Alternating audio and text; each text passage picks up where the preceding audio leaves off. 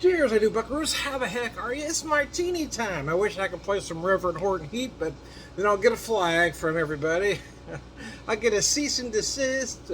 I just don't need that, man. I know. I get it. I get why the rules are in place. I really, really do. But I'm not trying to profit from the songs, man. I'm not. In a way, I'm doing the opposite of that. I'm trying to put some songs out there that others may not have heard, and then they'll hear it and then they'll go buy something. Anyway, it's Martini time. Anyway, great Reverend Horton Heat. Anyway, I thought I'd do a version of a martini here with the Builder's barrel finish. I love barrel finished gin. I've never been a gin drinker, but I do love barrel finished gin, distilled from Midwestern grains, made with rosemary and lavender. Again, I'm starting to become a gin guy, not as much as a bourbon or a whiskey guy, admittedly so. But barrel aged gins I really love. Anyway, this limited production gin is a labor of love from the lab of distiller Benet Shannon, starting with her award-winning Builder's Botanical Gin. She rested it in the uniquely seasoned barrels of her own American malt whiskey and blueberry pomegranate cider. Oh, that sounds very interesting. Okay. The results are undeniably purely crafted character and in the heartland. Character runs deep. I believe this is at, says here somewhere, 92 proof. There we go.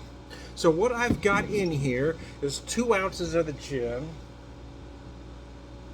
and I'm using 1 ounce of Kansas City Canning Company, their Meyer Lemon Lavender Shrub.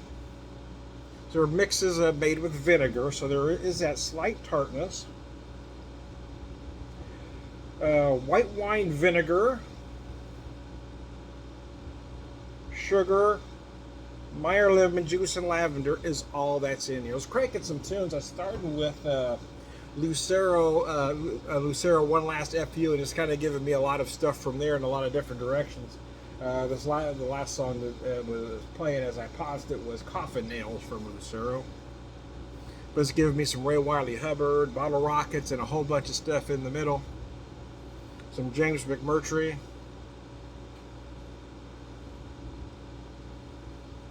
I don't know, somewhere between outlaw country and alternative country, I guess. There's a mix of stuff in there. I think some of it just defies styles. This is a little glass my wife found at a thrift store somewhere. I'm not really sure if this came from St. James or what direction it came from. But I like it because I think I've used it, or I can use it in a Manhattan, but I think it works for a martini as well. Not a fan of that traditional martini glass with the big rim. I know they're like that for a reason, but I think we're seeing a lot of establishments getting away from those glasses.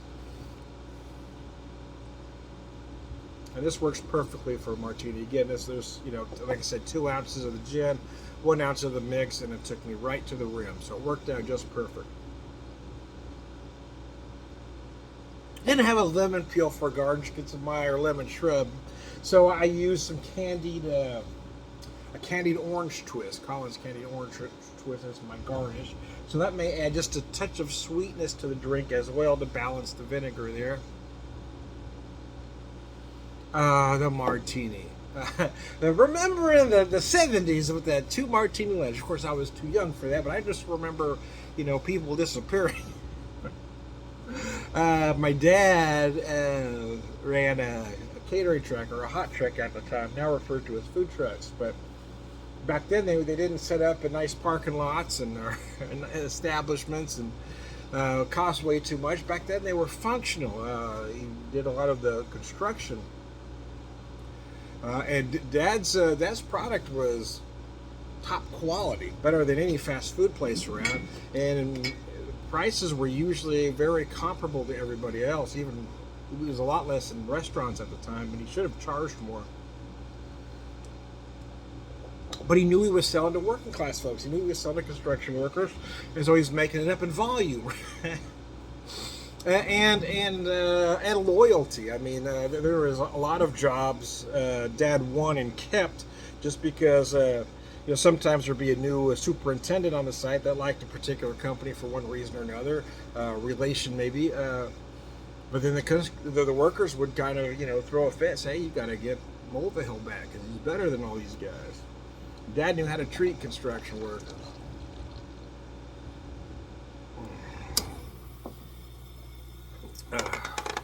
Those were the days, anyway. 70s. I forgot why I was making that reference. Dad started work. I forgot where I was going with that train of thought there. Did you see it in my eyes? I lost where I was going completely. Got on that road and forgot to take the off ramp. The 70s. So Dad started working very early. He'd get up usually. They'd leave at about 3 o'clock in the morning. He usually run to the catering house, which was a pretty good drive away. Get the products they needed for that day, and make sure they were at the first stop, usually by 6 in the morning. Hit all the breakfast stops. Then he usually stop at a bar called the Galley in there for a beer or two, and then he'd make the lunch run, and then stop at the Galley for a beer or two, and then make the afternoon run, and then he'd come home. But he was usually home about anywhere between 3 and 4. And sometimes even my mom would just disappear for a few hours or more, because I was happy hour, man. There were several bars that we usually make a run to that were close. Dad wasn't a martini drinker, but I just remember a lot of them at the time. I remember also a big drink at the time was the Harvey Wallbagger. I don't know if anybody drinks those anymore, but the martini is a classic. And my thing here with all the fancy martinis going around, espresso, chocolate, peanut butter, banana, martini, whatever. I just think the classics are always best when kept simple. The Manhattan, the old-fashioned, the martini. Here I've got 2 ingredients and a garnish, or I've got 3 ingredients counting the garnish. Gin, the shrub, and that's it. I mean, I'm not using any vermouth, but you could, and that's typically a martini would be the gin, a little vermouth, or not, or if you're making dirty, a little olive juice. But again, the point is, these classic cocktails were meant to be simple. And you can mix and match and change the ingredients up as I've done here. But again, I'm talking a maximum of 3 ingredients.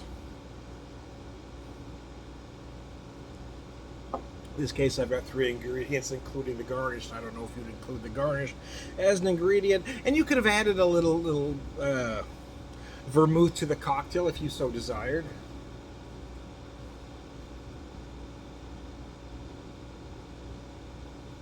I didn't so desire. Anyways, I digress. Oh, mercy. Well, my vacation is over. I'll soon have to return to work. Been out of work for, closing in on 7 weeks now with my knee. I didn't think I'd be back by 10 at the very earliest. He said 10 to 12, but it could be 14, 15, and I just can't wait that long. I got to get back to work. So hopefully I'll get the all clear soon, and it's kind of a mixed thing, right? It's been nice being off work, I guess, but the bank account's getting a little low, man. Oh, it's getting very low. So then I have to get back to work just for that reason. So the bills keep getting paid. But at this point, yeah, the leg is healed, I guess, or on the side of finished healing. But I've got right now I'm at the process of building strength back in that knee, so I can do, and I keep practice so I can bend a little bit more. I'm still not to where I think I can bend down enough, like to pick up. I've got to pick up cases of canned fruit. So in some cases I've got to get almost to the ground, and I can't bend that far yet, so I keep working on that motion.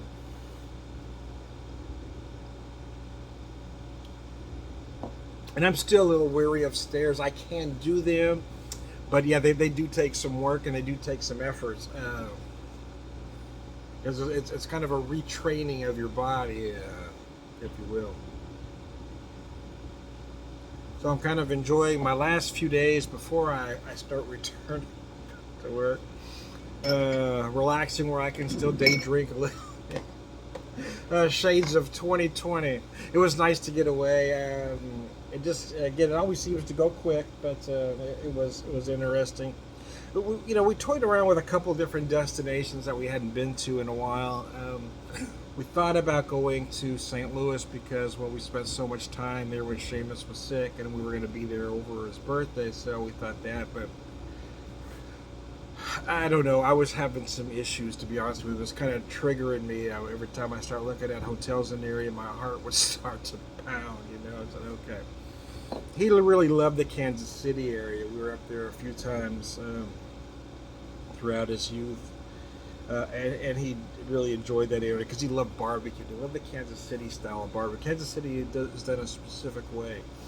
It's almost like a combination of certain styles, But I also like the way Kansas City barbecue is served. Right? Kansas City barbecue is typically served on white bread, or not, but certain meats are always put on the white bread, and then you have the sauce. Anyway, so usually served with onions and pickles.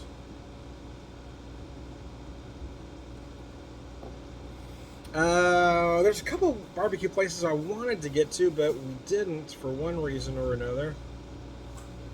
The only barbecue place we got to actually was a brew pub, but it was really good. It was really good, man. We didn't eat out often, though. The thing was, we ate back at our room a lot.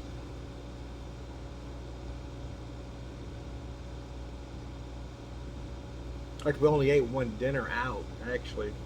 The rest we just had back at the room. We just kind of snacked a little, so.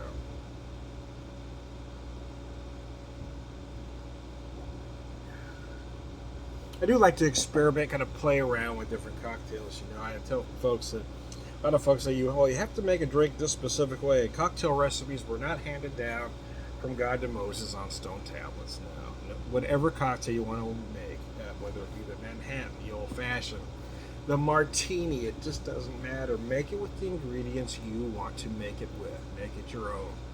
That's why I typically say a version of, or in style. I typically use some sort of disclaimer word in there so somebody doesn't get their knickers in a twist. But I mean, this is a Martini I'm using. Gin, you don't have to use vermouth. Vermouth doesn't make it a Martini.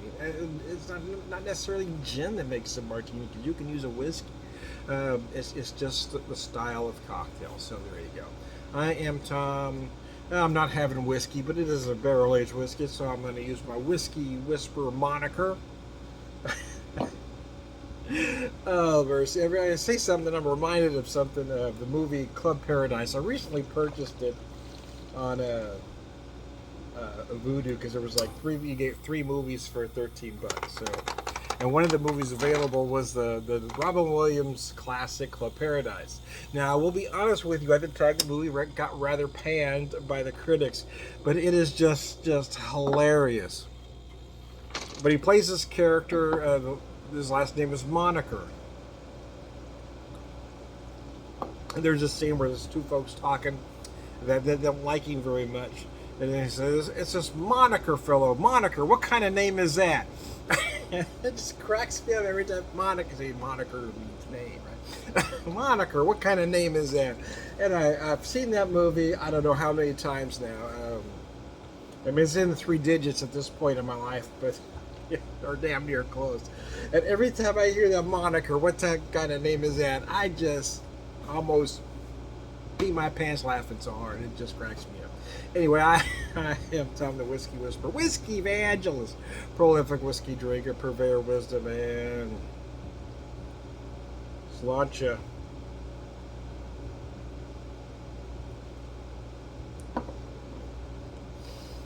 All around good guy.